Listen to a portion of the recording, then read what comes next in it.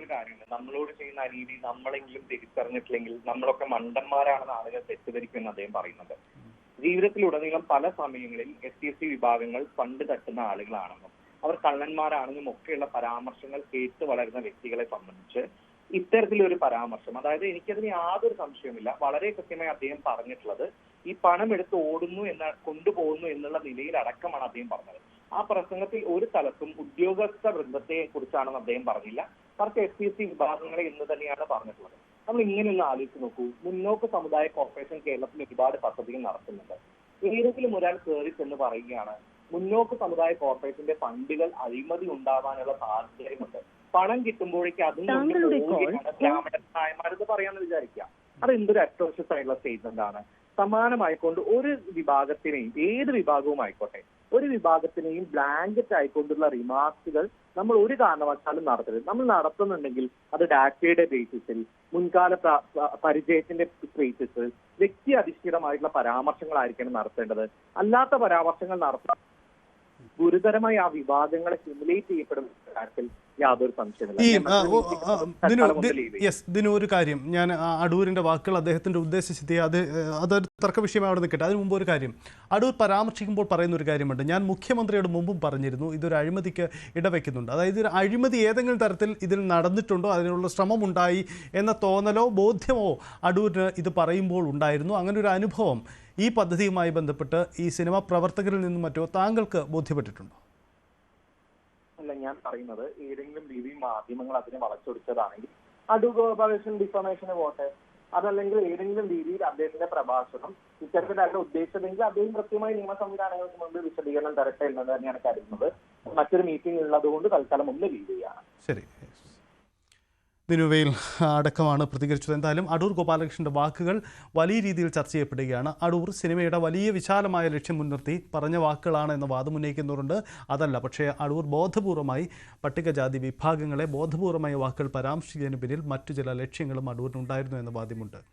എന്തായാലും അടൂർ ഗോപാലകൃഷ്ണൻ്റെ ഇന്നലത്തെ പരാമർശം വിവാദമായതിന് പിന്നാലെ സർക്കാർ വളരെ കരുതലാണ് ഇതിൽ പ്രതികരിച്ചത്. കാരണം ഏത് വിഭാഗത്തിനാണ് പണം കൊടുക്കേണ്ടത്, അത് എത്ര കൊടുക്കണമെന്നത് അത് സർക്കാരിന് അറിയേണ്ട കാര്യമാണ്. സർക്കാർ ഇക്കാര്യത്തിൽ കൃത്യമായി ഇടപെടൽ നടത്തുമെന്നതാണ് അടൂർ ഗോപാലകൃഷ്ണൻ്റെ വാക്കുകളെ അതേ അർത്ഥത്തിൽ തള്ളിക്കൊണ്ട് മന്ത്രി സജി ചെറിയാൻ ഇന്നലെ തന്നെ ഈ വേദിയിൽ പിന്നീട് മാധ്യമങ്ങളോട് പ്രതികരിച്ചത്. അദ്ദേഹത്തിൻ്റെ വാക്കുകൾ കൂടി നോക്കാം.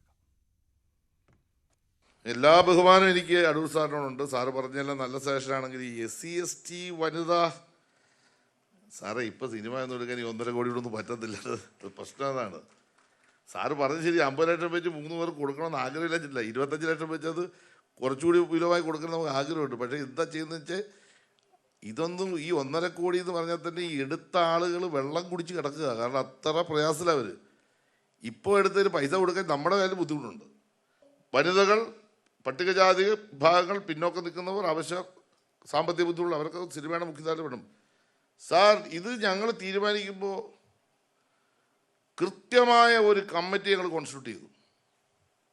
കേരളത്തിലെ തലയെടുപ്പുള്ള സിനിമാ രംഗത്തെ പ്രതിഭാധനന്മാരെ ഉൾപ്പെടുത്തിയൊരു കമ്മിറ്റി, സ്ക്രീനിങ് കമ്മിറ്റി, ഇവരെല്ലാം അയച്ചു തരുന്ന കഥ കൃത്യമായി വെരിഫൈ ചെയ്ത് അവരുടെ കഴിവുകൾ പരിശോധിച്ച് അപ്രൂവ് ചെയ്തവർക്ക് മാത്രമാണ് അനുവദിച്ചിട്ടുള്ളത്.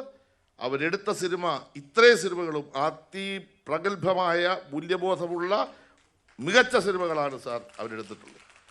അതുകൊണ്ട് ആ കാര്യത്തിൽ 100% ഞങ്ങളുടെ ഭാഗം ശരിയാണെന്നാണ് എൻ്റെ വിശ്വാസം. ഇതാണ് സജി ചെറിയാൻ്റെ വാക്കുകൾ. എന്തായാലും അടൂർ ഗോപാലകൃഷ്ണൻ അതേ വേദിയിൽ തന്നെ മന്ത്രി മറുപടി നൽകിയായിരുന്നു. ഇത് പണം മിസ്യൂസ് ചെയ്യപ്പെടാതിരിക്കാനുള്ള ജാഗ്രത കൃത്യമായ സമിതിയെ വെച്ച് വേണ്ടത്ര കഴിവുള്ളവർക്ക്, യോഗ്യതയുള്ളവരിലേക്ക് തന്നെയാണ് ഈ പണം എത്തുന്നത് എന്ന ബോധ്യത്തിൻ്റെ അടിസ്ഥാനത്തിൽ തന്നെയാണ് സർക്കാർ മുന്നോട്ട് പോയതെന്നുകൂടിയാണ് മന്ത്രി വിശദീകരിക്കുന്നത്. എന്തായാലും അടൂരിൻ്റെ വാക്കുകളുമായി ബന്ധപ്പെട്ട വിവാദം അത് ഇനിയും തുടരുമെന്നതാണ് സാഹചര്യം. ഡാൻ കുര്യൻ ഒരിക്കൽ കൂടി. ഡാൻ, നമുക്ക് അവസാനിപ്പിക്കുമ്പോൾ എന്തായാലും അടൂരിൻ്റെ വാക്കുകളെ തെറ്റിദ്ധരിക്കപ്പെട്ടതാണെന്നും അതല്ലെന്നുമുള്ള 2 വാദങ്ങൾ ഉയരുന്നുണ്ട്. ഇപ്പോൾ ഒടുവിൽ അത് നിയമ നടപടിയിലേക്ക് പോലും പോവുകയാണ്. അടൂർ ഗോപാലകൃഷ്ണൻ തുടർ പ്രതികരണം നടത്തുന്നതുമില്ല. സർക്കാർ ഭാഗത്തു നിന്നും മറ്റെന്തെങ്കിലും നീക്കമുണ്ടാകുന്നുണ്ടോ? ഇന്നലെ സജി ചെറിയാൻ്റെ വാക്കുകൾ നമ്മൾ ആ വേദിയിൽ തന്നെ കേട്ടു. മറ്റെന്തെങ്കിലും പ്രതികരണം ഈ വിവാദം അവസാനിപ്പിക്കുന്നതിൻ്റെ ഭാഗമായോ അതല്ലെങ്കിൽ ഇതിൽ കൂടുതൽ വിശദീകരണം നൽകുന്നതുമായി ബന്ധപ്പെട്ടോ മറ്റോ ഉണ്ടാകാൻ സാധ്യതയുണ്ടോ? അത്തരത്തിലുള്ള പരാമർശങ്ങൾ ഔദ്യോഗികമായി ഇനി ഉണ്ടാകാനുള്ള സാധ്യതയില്ല. കാരണം അതിനുള്ള മറുപടി അതേ വേദിയിൽ തന്നെ മന്ത്രി സജി ചെറിയാൻ നൽകുകയും പിന്നീട് അടൂർ ഗോപാലകൃഷ്ണൻ സതുദ്ദേശത്തോടെയാണ് ഇങ്ങനെ ഒരു പരാമർശം നടത്തിയിരിക്കുന്നതെന്ന് വ്യക്തമാക്കി മന്ത്രി സജി ചെറിയാൻ തന്നെ രംഗത്തെത്തുകയും ചെയ്തിരുന്ന സാഹചര്യം ഉണ്ടായിരുന്നു. അതിനപ്പുറത്തേക്ക് ഈ വിമർശനാത്മകമായി സമൂഹ മാധ്യമങ്ങളിൽ അവരവരുടെ നിലപാടുകൾ മന്ത്രിമാരോ അല്ലെങ്കിൽ സർക്കാരുമായി ബന്ധപ്പെട്ട കേന്ദ്രങ്ങളോ ഒക്കെ പങ്കുവെക്കുന്നുണ്ടാകും. അതൊക്കെ വ്യക്തിപരമായ അഭിപ്രായങ്ങളാവാം. അതിനപ്പുറത്തേക്ക് ഇതുമായി ബന്ധപ്പെട്ട ദിനുവയിൽ പോലീസിന് നൽകിയിരിക്കുന്ന പരാതിയിൽ ഏതെങ്കിലും തരത്തിലുള്ള തുടർ നീക്കങ്ങൾ ഉണ്ടാകുമോ എന്നതാണ് ഇനി അറിയാനുള്ളത്. അങ്ങനെ ഉണ്ടായാൽ അത് മാത്രമാകും ഇനി ഇതുമായി ബന്ധപ്പെട്ട തുടർ വിവാദങ്ങൾക്കോ വാർത്തകൾക്കോ ഒക്കെ വഴിവെക്കുന്ന സാഹചര്യത്തിലേക്ക് നയിക്കുക.